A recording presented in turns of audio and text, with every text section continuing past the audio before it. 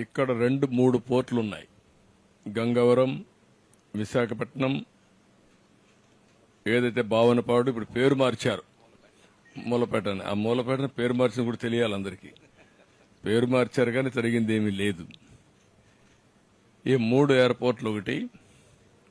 మూడోది ఒక సుందరమైన ప్రదేశం, సముద్రం, దట్టు ఈస్ట్ కోస్ట్. ఇది ఒక పెద్ద అసెట్. ఇది భవిష్యత్తులో పెద్ద ఎత్తున పెరగబోయే నగరం.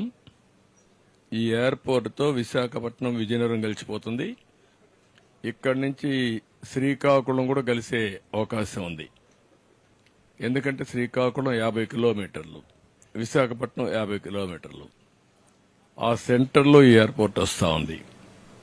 అదే మరిగా ఫేజ్ 1లో బీచ్ రోడ్ భోగాపురం వరకు ఏదైతే బీచ్ రోడ్ ఉందో అది కానీ మనం వేసుకుంటే, ఫేజ్ 2లో ఇంకొక 50 కిలోమీటర్లు శ్రీకాకుళం, ఫేజ్ 3లో లేదంటే కంటిన్యూగా కూడా మూలపేట పోర్ట్ వరకు వేసుకుంటే, మూలపేట నుంచి ఒక పేర్లల్ హైవే వచ్చి బీచ్ రోడ్ వచ్చి ఇప్పుడుండే ఎగ్జిస్టింగ్ హైవే ఈ హైవే కనుక కలిపేయగలిగితే, మధ్యలో కొన్ని కనెక్టివిటీ పెట్టుకుంటే one of the best place అవుతుంది ఇండస్ట్రియలైజేషన్కి. Nowhere, no place can beat this. ఇది నాకు ఒక కళ, ఎప్పటి నుంచో మాట్లాడుతున్నా.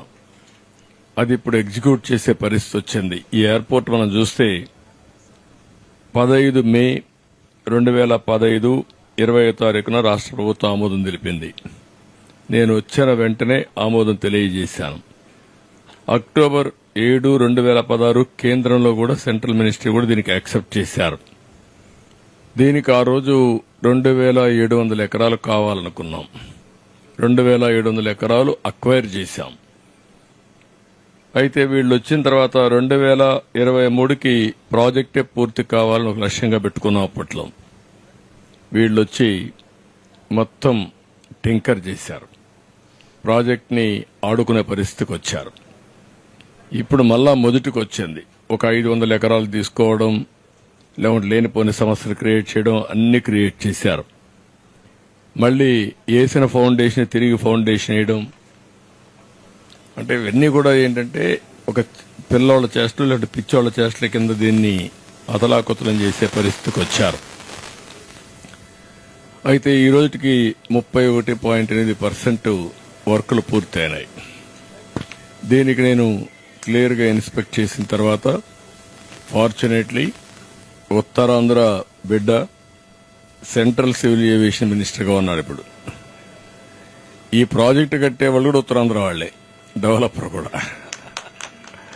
బోత్ ఇంట్రెస్ట్లు ఇక్కడ సింక్రనైజ్ అయినాయి. అంటే ఈ ప్రాంతం యొక్క అభివృద్ది ధ్యేయంగా ఇద్దరు కూడా దీన్ని డెవలప్ చేయాల్సిన అవసరం ఉంది. One of the best project గా.